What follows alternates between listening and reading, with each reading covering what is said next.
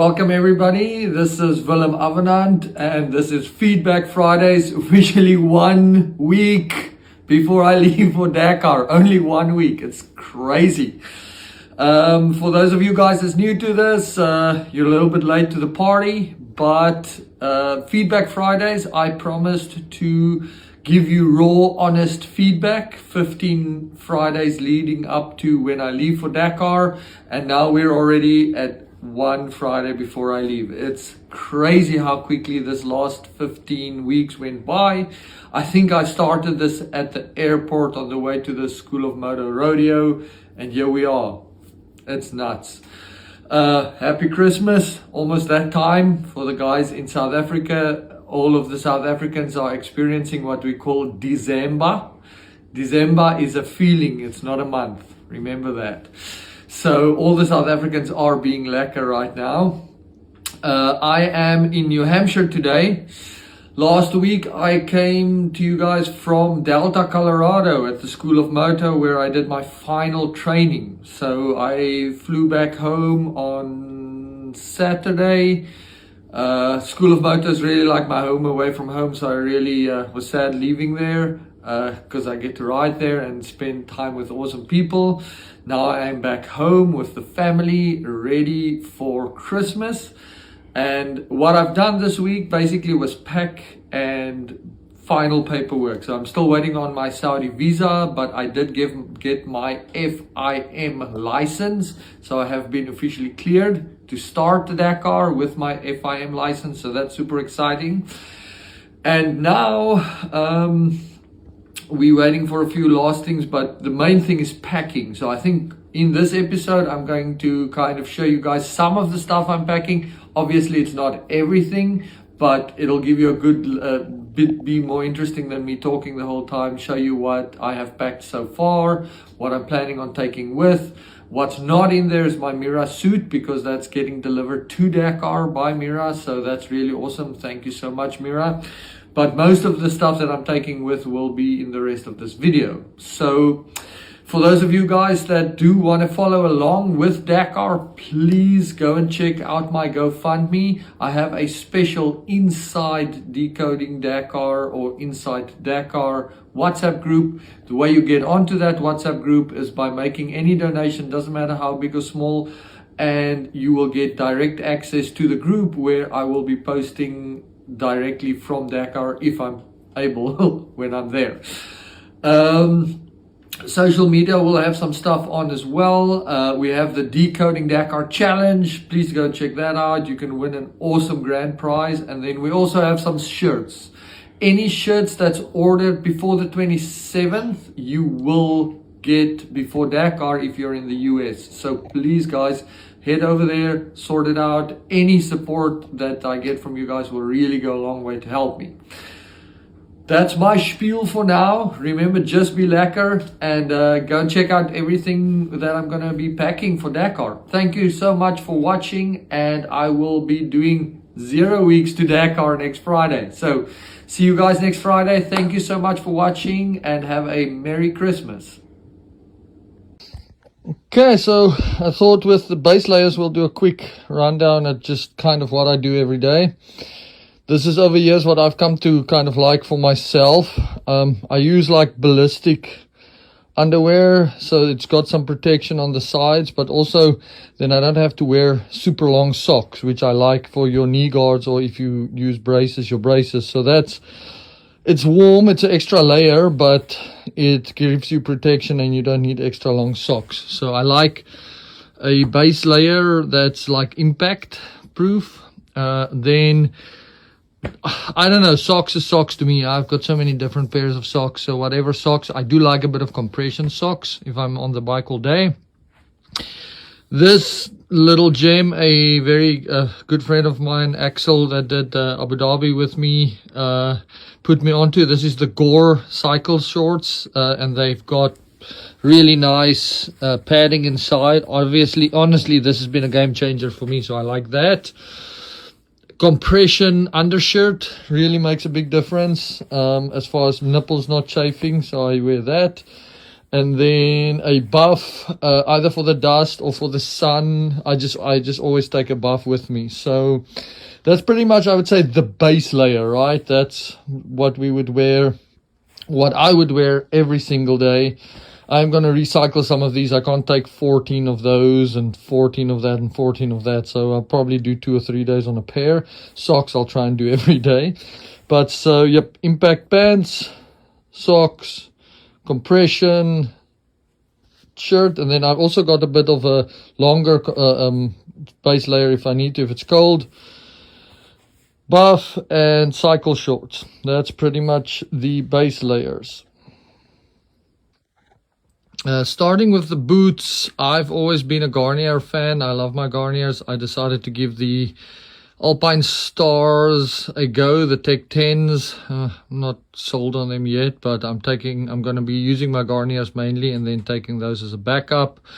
I've never been a big fan of the constricting thing of the knee braces, but these are plasma knee braces from Alpine Stars. They're pretty good.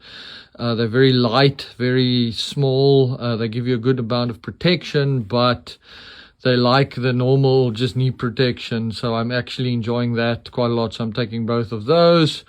After testing pretty much every single glove out there, a lot of people have told me this, and I'm using the Climb Dakar glove. Definitely by far my favorite gloves. I'm obviously taking enough of them to Dakar.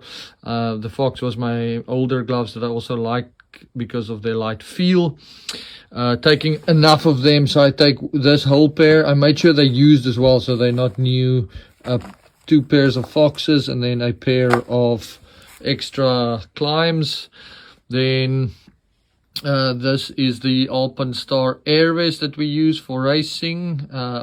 Thank you Baja Rally for putting me up with this one, brand new, so I don't have to stink. Then with the goggles and the stuff and the helmet, so yeah, the goggles is a tough one. I've settled on the Scott goggles, the light sensitive ones. I really like them. They change, so I don't have to change the lenses. Obviously these would be for days where we don't have dunes, so those would be my everyday goggles where I don't have to change lenses.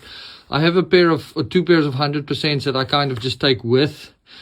They're comfortable, but I'm not a big fan of the lenses. And then in the back there I've got a chroma pop lens from I believe Smith makes a chroma pop lens that I use for the dunes that I really like. So that's like a dunes goggle to 100% just for riding if I need it. And then the ones I mainly use is the Scott Fury, I think it's called. I'm really happy with those transition lenses. And then the helmets, I'm just taking a spare one. I've started using the SM10, really light, really fun helmet. And then that's the older one. So 2 helmets, enough goggles, air vest, enough gloves, knee protection, and boots. That's all going to Dakar. Okay, this is some more stuff. This is kind of spares and kind of what I take off on the bike. Definitely would start with my handlebar bag. I really like that, and then in there I normally have the Enduro tools, really like that, tow rope, my Leatherman, and some Motion Pro stuff. That is an Air Hawk. We use that in the liaisons to make it a bit easier for our butts. This pouch, I just always have my ear protection, lip balm, and a spare mouthpiece for my Camelback. Very important. Every time I crash, you sometimes rip that off, so that's nice to have. So I kind of keep all my ear protection and any kind of spares like lip balm and stuff in that. Then stuff to clean the goggles all the time, so I have that. That's kind of always with me on the bike. A hat if you do break down, and then these nifty pronghorn straps are really cool. Always have them with me as well, just to tie anything on the bike if I need to. Camelback, and then obviously spares. I'm taking enough spare bladders with. enough spare bite valves, enough spare cleaners, goggle cleaner, and enough spare lip balm. My lips tend to crack, and as many of the rally guys would tell you, and that I've learned about as well, is that once your lip cracks, it can get infected. So always lip care for me is pretty important. Okay, so you might be thinking if I'm getting dressed for a New England winter or a ski trip or Dakar. So I've had a lot of advice, spoken to a lot of people, and one of the biggest challenges is early in the morning when we have super early mornings. We have below freezing temperatures.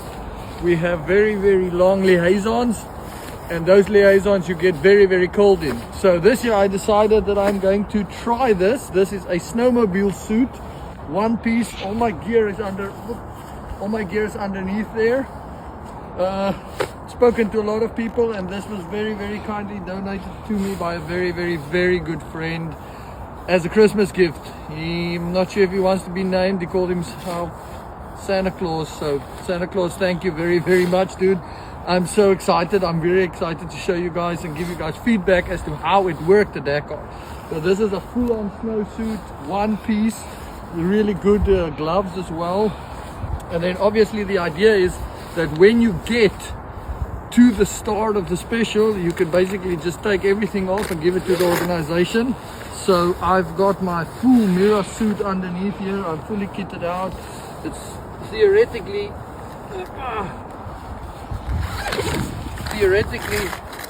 supposed to take a few seconds, and then I'm out of the suit. So we're going to see if it works.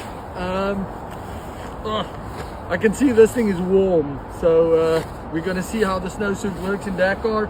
I'm super excited to try it, and hopefully there's not too many cold mornings. I'm hoping I don't have to use it, but we'll see. So this is the cold weather setup for Dakar.